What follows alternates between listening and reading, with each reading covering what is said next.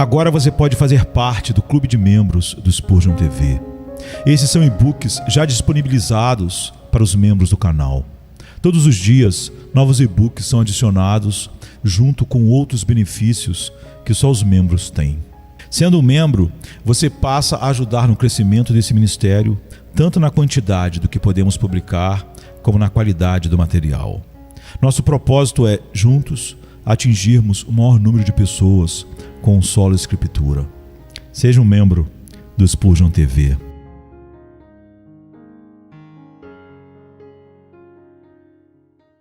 Pois assim dá ele aos seus amados o sono. Salmo 127, verso 2. Deus dá a seus amados o sono de uma consciência tranquila.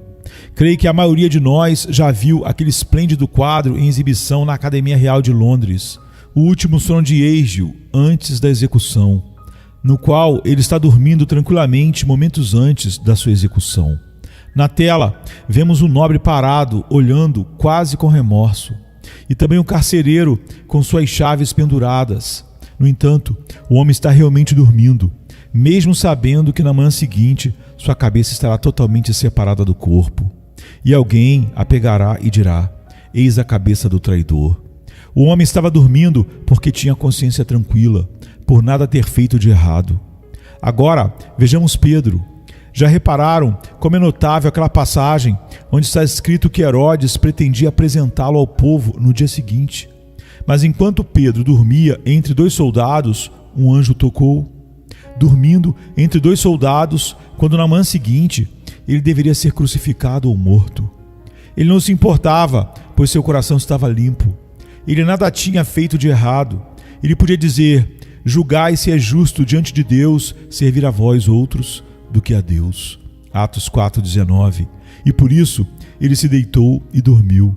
Ah, senhores, vocês sabem o que é o sono de uma consciência tranquila? Já tiveram de enfrentar calúnias lançadas por todo tipo de gente? Já viraram objeto de escárnio, de riso, de canção de bêbados? Se já, conseguiram dormir depois disso, como se nada tivesse acontecido, porque seu coração estava limpo? Ah, vós que estáis em débito, vós que sois desonestos, vós que não amais a Deus nem a Cristo.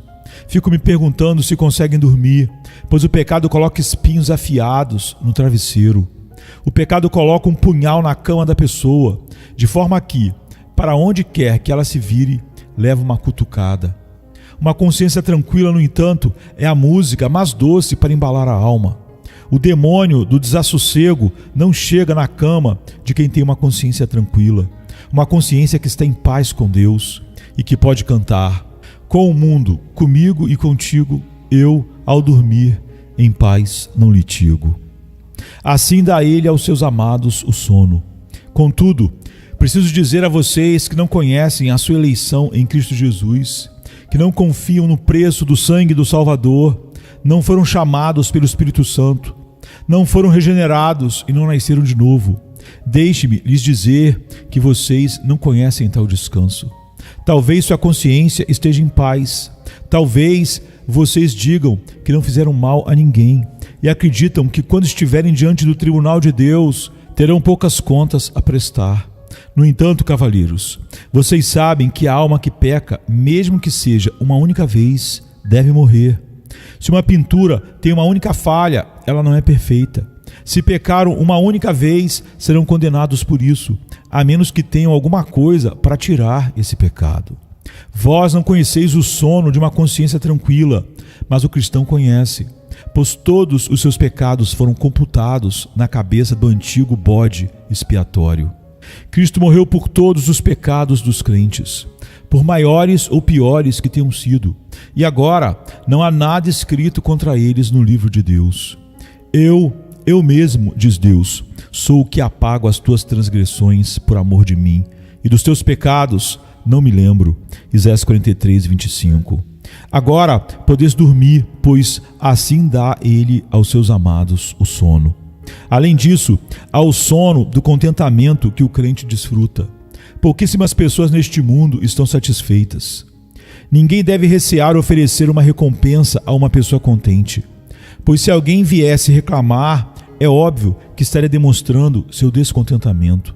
Desconfio que, em certa medida, todos nós estejamos insatisfeitos com a nossa sorte. A grande maioria das pessoas está sempre voando de um lado para outro, nunca se estabelece, nunca pousa em alguma árvore para construir seu ninho. Está sempre voando de uma para outra. Esta árvore não está muito verde. Esta outra não é muito alta. Aquela ali não é muito frondosa. E aquela colar não é muito viçosa. E assim, está sempre voando para lá e para cá, sem nunca construir um ninho calmo e tranquilo. O cristão, no entanto, constrói seu ninho e, como disse o nobre Lutero, como aquele passarinho na árvore, ele se alimenta esta noite, sem saber onde estará seu café da manhã no dia seguinte. Ele fica ali quietinho, enquanto a árvore é balançada pelo vento. Ele fecha os olhinhos, põe a cabecinha debaixo da asa e dorme. E quando acorda pela manhã, canta. Os mortais cessam seu labor e tristeza. Para amanhã, Deus proverá, com certeza. Pouquíssimos são aqueles que possuem a bênção do contentamento, que podem dizer: nada mais quero, tenho tudo do que preciso. Nada mais desejo, estou satisfeito, estou contente. Acabamos de cantar um belo hino, mas tenho a impressão de que muitos não tinham direito de cantá-lo, pois não se sentem assim. Como diz a letra: em tua vontade entrego a minha sorte. Concede-me só mais um favor, que tanto na vida quanto na morte eu prove sinais do teu amor. Será que você poderia dizer que não quer mais nada neste mundo a não ser Jesus? Poderia dizer que está totalmente satisfeito, que tem um sono do contentamento? Ah, não mesmo.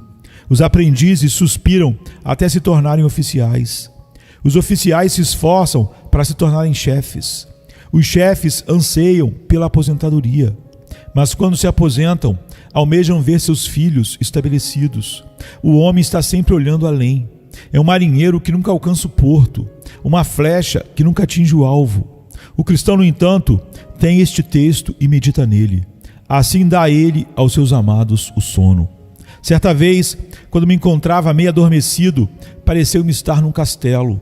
Ao redor de suas muralhas havia um fosso profundo. Guardas marchavam sobre elas dia e noite.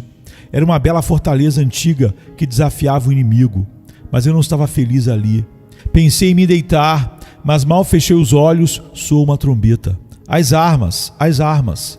Quando o perigo passou, deitei-me novamente. As armas, ressoou mais uma vez. E mais uma vez coloquei-me de pé. Não conseguia descansar. Estava com minha armadura, andando de um lado para outro, sempre protegido pela cota de malha, voando para o topo do castelo a cada novo alarme. Às vezes, o inimigo vinha do leste, outras do oeste. Acho que tinha algum tesouro escondido no castelo e era meu dever guardá-lo. Estava apavorado, temendo que alguém pudesse tomá-lo de mim. Então acordei e pensei que jamais viveria num lugar como aquele, por mais imponente que ele fosse. Aquele era o castelo do descontentamento, o castelo da ambição, onde nunca ninguém descansa. É sempre as armas, as armas. O inimigo está por todo lado. O precioso tesouro precisa ser guardado. O sono nunca atravessa a ponte levadiça do castelo do descontentamento. Então, achei que poderia apagar essa imagem, substituindo-a por um sonho muito melhor. Eu estava em um chalé. Era um daqueles lugares a que os poetas chamam de belo e agradável. Mas isso não importava. Eu não tinha nada, só uma joia cintilante no peito. Coloquei minha mão sobre ela e fui dormir. E só acordei na manhã do dia seguinte. Esse tesouro era uma consciência tranquila e o amor de Deus. A paz que excede a todo entendimento. Eu dormi porque dormi na casa do contentamento, satisfeito com aquilo que tinha. Vão sovinas miseráveis, vão ávidos ambiciosos. Não invejo sua vida inquieta. O sono dos políticos com frequência é quebrado. O sono do avarento é sempre ruim. O sono do homem que ama o lucro nunca é saudável. Contudo, Deus dá pelo contentamento aos seus amados o sono.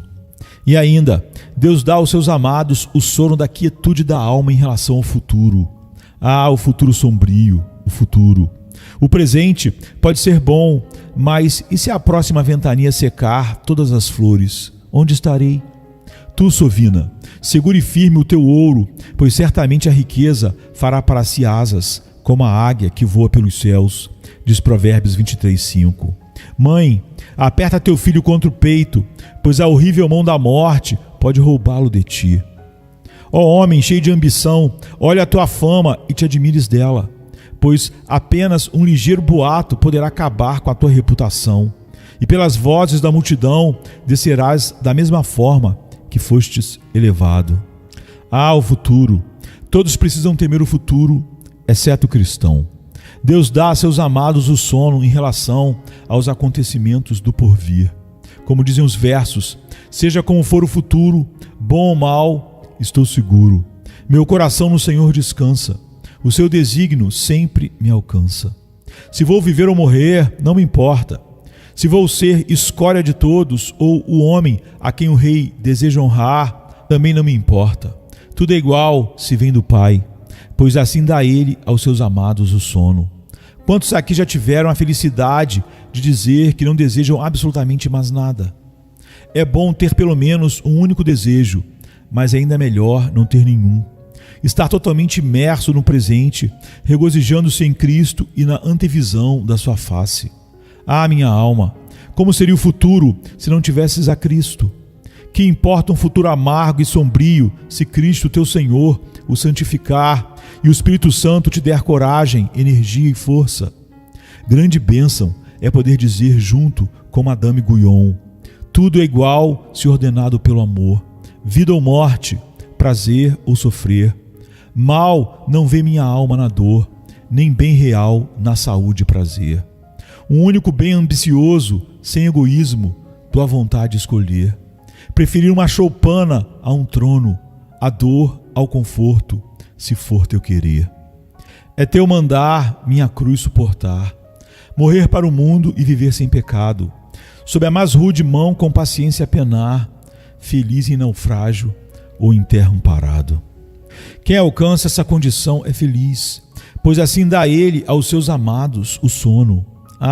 Se você tem um desejo egoísta no coração, peça a Deus para removê-lo. Você é egocêntrico, suplique ao Espírito Santo para mudar sua atitude, pois se sempre fizer as coisas conforme a vontade de Deus, você será feliz. Uma vez ouvi falar de uma senhora que vivia numa casinha muito humilde e que não tinha nada, a não ser um pedaço de pão e umas migalhas, mas que levantava as mãos para o alto, como que proferindo uma bênção, e dizia: o quê? Tudo isso além de Cristo? Sim, é tudo isso, se comparado ao que merecemos. Li também sobre um homem que estava às portas da morte, a quem perguntaram se preferia viver ou morrer, e ele respondeu: não penso nisso, mas e se pudesse desejar uma coisa ou outra, o que escolheria? Não escolheria. Mas e se Deus lhe pedisse para escolher? Eu pediria que Ele escolhesse por mim, pois não saberia o que fazer. Isso é felicidade. Isso é felicidade. Ser totalmente aquiescente. Como dizem os versos, entregar-se passivamente em suas mãos e nada saber além da sua vontade. Pois assim Ele dá aos seus amados o sono. Há também o sono da segurança. Salomão dormia com homens armados ao redor da sua cama. Por isso, dormia em segurança. Mas o pai de Salomão, certa noite, dormiu no chão duro, não no palácio, sem fosso ao redor do castelo. No entanto, dormiu com tanta segurança quanto seu filho, pois disse: deito-me e pego no sono. Acordo, porque o Senhor me sustenta. Salmo 3, verso 5. Algumas pessoas nunca se sentem seguras, e eu me pergunto se metade de meus ouvintes também não se sentem assim. Suponha que, de repente, eu comece a cantar: até o fim vou suportar com a segurança que me é dada. Mas feliz, não mais segura, deve estar toda a alma no céu glorificada. Você poderia me dizer que esta é uma doutrina muito elevada, e eu responderia que, para você, talvez seja, mas é uma verdade de Deus e é preciosa para mim. Eu amo saber que, se sou predestinado segundo a presciência de Deus, devo ser salvo. Se fui comprado pelo sangue do Filho, não posso ser perdido, pois seria impossível que Jesus perdesse qualquer um dos seus redimidos. Caso contrário, Ele não se satisfaria com a sua obra. Sei que onde Ele começou boa obra, Ele há de terminá-la. Nunca tive receio de me desviar ou de ser perdido. Meu único temor seria se não tivesse sido justificado. Mas já que sou realmente filho de Deus, posso até acreditar que o sol poderia enlouquecer e cambalear pelo universo como um bêbado, que as estrelas sairiam de seus cursos e, em vez de marchar a passos comedidos, como fazem agora, iriam rodopiar pelo céu numa orgia desenfreada. Poderia até mesmo imaginar que todo este vasto universo poderia submergir em Deus, como a espuma de um momento desaparece sob a onda que a sustenta. No entanto, nem razão, nem heresia, nem lógica, nem eloquência, nenhum conclave de religiosos me fará levar sequer em consideração a terrível sugestão de que um filho de Deus pode perecer. Portanto, posso trilhar meu caminho na terra com confiança. Ainda há pouco, discutindo com um arminiano, ele disse: Senhor, você deve ser um homem muito feliz, pois se o que você diz é verdade, você está tão seguro de ir para o céu que é como se já estivesse lá. Sim, sei disso, repliquei. Então você deve viver acima das preocupações e tribulações e deve cantar o dia inteiro. E eu lhe disse: assim devo ser e assim serei, com a ajuda de Deus. Isso é segurança. Dá a ele, aos seus amados, o sono. Saber que, quando morrer, vou para o céu. Ter tanta certeza quanto tem da minha própria existência, de que Deus, tendo me amado com amor eterno e sendo Ele imutável, jamais me odiaria se um dia me amou. Saber que vou entrar no reino da sua glória. Não será isso suficiente para aliviar todos os fardos e dar a meus pés a ligeireza da corça para que eu me firme nas alturas? Como está no Salmo 18:33, que segurança, pois assim dá a ele, aos seus amados, o sono. E há um sono, meus amigos, de segurança, que é desfrutado aqui na terra, mesmo em meio a grandes tribulações.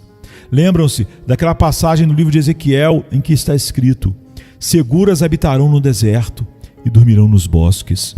Ezequiel 34:25. Que lugar estranho para se dormir, nos bosques.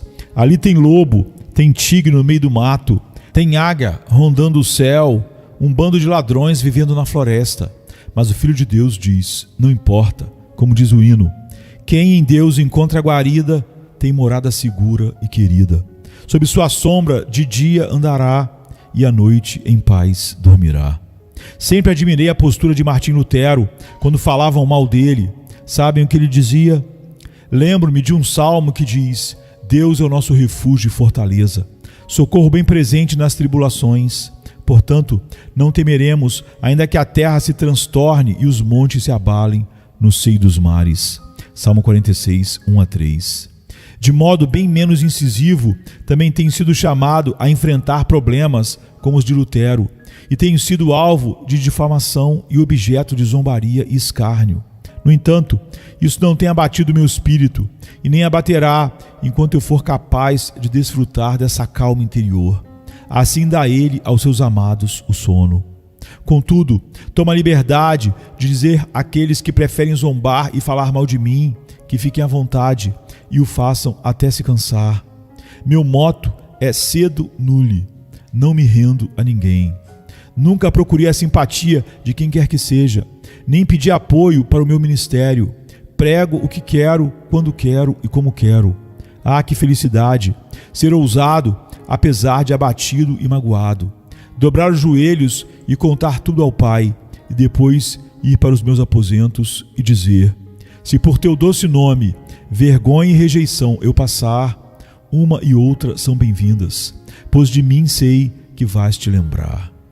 O último sono dado por Deus a seus amados é o sono da alegre despedida. Já estive diante do túmulo de muitos servos do Senhor. Já enterrei algumas das melhores pessoas do mundo. E quando dou adeus a meus irmãos que estão sendo baixados à sepultura, costumo iniciar com estas palavras: assim dá ele, aos seus amados, o sono. Amados servos de Jesus, eu os verei lá. O que mais posso dizer sobre eles, senão que assim dá ele, aos seus amados, o sono? Ah, que sono feliz! Neste mundo há muita agitação, mas na sepultura eles descansam. Ali não há tristeza, suspiro ou gemido para se misturar com as canções que brotam das línguas imortais. Por isso, posso me dirigir ao morto e dizer: irmão, muitas vezes travaste as batalhas deste mundo, tiveste as tuas preocupações, mas agora já partiste, não para mundos desconhecidos, mas para a pátria de luz e glória além. Descansa em paz, meu irmão. Tua alma não dorme, porque tu estás no céu, mas teu corpo repousa. A morte te colocou no teu último leito. Talvez seja frio, mas é santificado. Talvez seja úmido, mas é seguro. E na manhã da ressurreição, quando o arcanjo tocar a trombeta, tu ressuscitarás. Bem-aventurados os mortos que, desde agora, morrem no Senhor. Sim, diz o Espírito, para que descansem das suas fadigas, pois as suas obras os acompanham. Apocalipse 14, verso 13. Descansa no teu túmulo, meu irmão, pois ressuscitarás para a glória.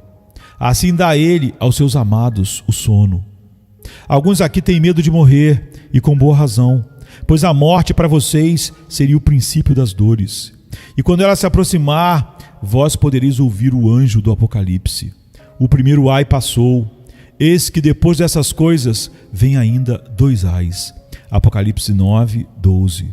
Sim, cavalheiros, se morrerdes despreparados, sem conversão e sem salvação, a única coisa que vos resta é certa expectação horrível de juízo e fogo vingador, como está em Hebreus 10, 27.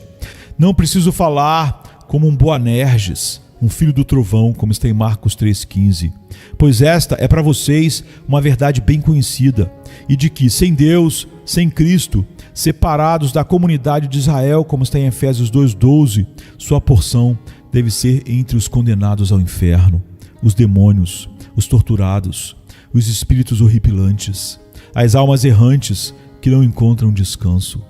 Nas ondas do mar de enxofre lançado, para sempre, sim, para sempre perdido. A ira vindoura, a ira vindoura, a ira vindoura. Contudo, amado irmão em Cristo, por que temes morrer? Vem, deixe-me pegar tua mão, como diz o hino, para mim e para ti, a graça nos deu conhecer o precioso nome do Salvador.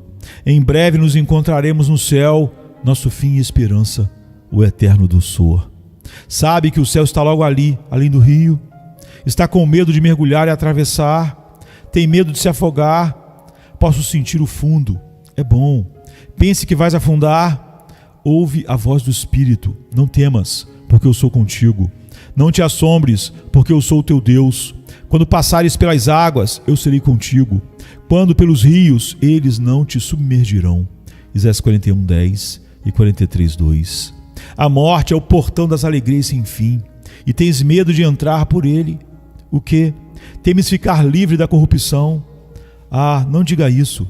Deita-te alegremente e dorme em Jesus, e se abençoado. Concluí minha exposição. Só quero lhes fazer mais uma pergunta antes de saírem por aquelas portas. Vocês têm certeza de que fazem parte dos amados aqui mencionados? Talvez eu esteja sendo um tanto impertinente. Já fui acusado disso antes, mas nunca o neguei. Prefiro ser impertinente a não ser nada. No entanto, vou perguntar novamente, com toda a seriedade: vocês acham que estão entre os amados de Deus? Se quiserem de fato saber, permitam-me sugerir-lhes rapidamente 3 testes, e então encerro. Dizem que há 3 tipos de pregadores: os que falam sobre doutrina, os que falam sobre experiências e os que falam sobre prática. Da mesma forma, creio que há 3 coisas que fazem um cristão: doutrina genuína, experiência legítima e prática correta. Primeiramente, quanto à sua doutrina, em parte, você pode dizer que é um amado do Senhor por causa disso. Alguns acham que não importa em que se crê. Perdoe-me, mas a verdade é sempre preciosa e até o menor átomo de verdade deve ser buscado. Hoje em dia, as seitas não são tão dissonantes quanto já foram. Talvez isso seja bom, mas de certa forma também é ruim. As pessoas não leem a Bíblia como antes. Elas acham que todos estão certos. Bem, creio que todos podem estar certos na essência, mas não nos pontos em que se contradizem. O que deveria fazer com que todos buscassem na Bíblia o que é certo. Não tenho medo de submeter-me ao calvinismo, ou às doutrinas da graça, ou à doutrina do batismo dos crentes ao exame da Bíblia. Certa vez um senhor muito culto, mas não crente, disse a George Whitefield: Senhor, não sou crente, não acredito na Bíblia, mas se a Bíblia é verdadeira, o Senhor está certo e seus adversários arminianos errados. Se a Bíblia é a palavra de Deus, as doutrinas da graça são verdadeiras. Acrescentado que, se alguém lhe provasse que a Bíblia é a verdade, ele o desafiaria a refutar o calvinismo. As doutrinas do pecado original, eleição, vocação eficaz, perseverança dos santos e todas as grandes verdades que são chamadas de calvinismo, embora o próprio Calvino não tenha sido seu autor e sim um hábil escritor e pregador desses assuntos, dessas grandes doutrinas bíblicas, muito menos ele tenha chamado as doutrinas bíblicas da salvação de calvinismo, são, creio eu, as doutrinas essenciais do Evangelho que está em Jesus Cristo. Ora, não estou perguntando se vocês creem nisso ou não. Talvez não creiam, mas acredito que irão crer antes de entrar no céu. Estou certo de que, assim como Deus limpa seu coração, Ele também limpa seu cérebro antes que entrem no céu. Ele os fará aceitar suas doutrinas. No entanto, preciso perguntar se vocês leem a Bíblia. Não estou criticando-os por discordarem de mim. O que quero saber é se vocês já encontraram nas Escrituras qual é a verdade.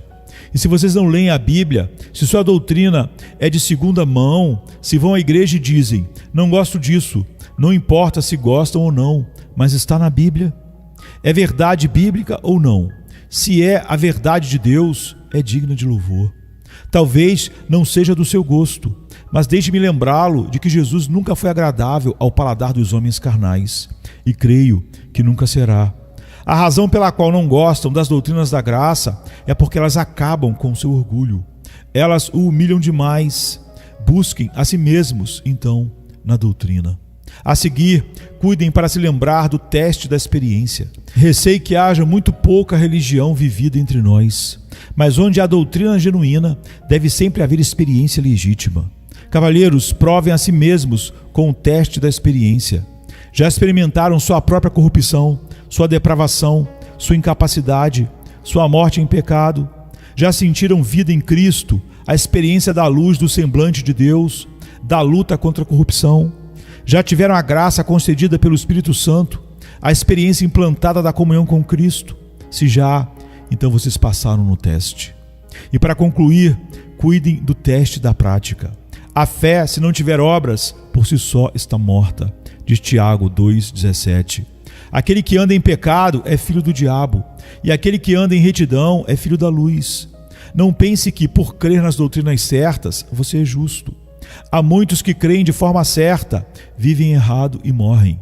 Não vos enganeis, de Deus não se zomba, pois aquilo que o homem semear, isso também ceifará, diz Gálatas 6,7.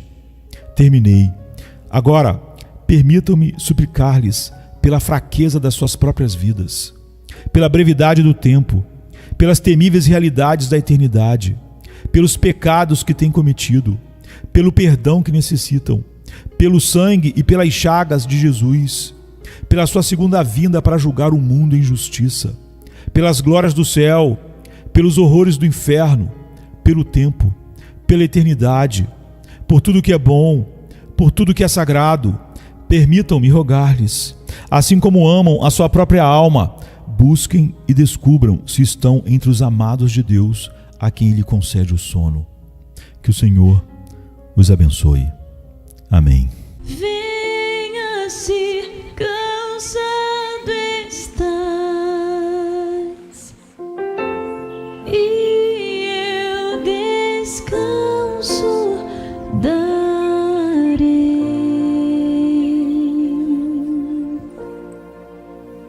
Tu descansarás. Venha-me se não tens paz, e eu darei paz sem fim. Terás paz sem fim. O meu jugo é leve, o meu fardo graça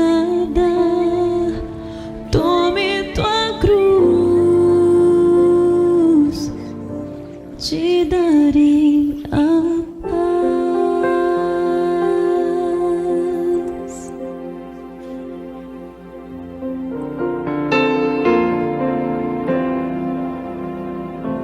Venha o aflito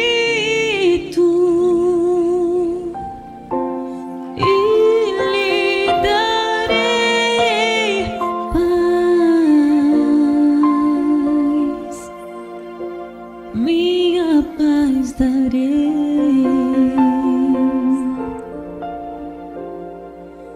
Venha-me na dor sem fim e eu darei paz, darei minha paz, acalmar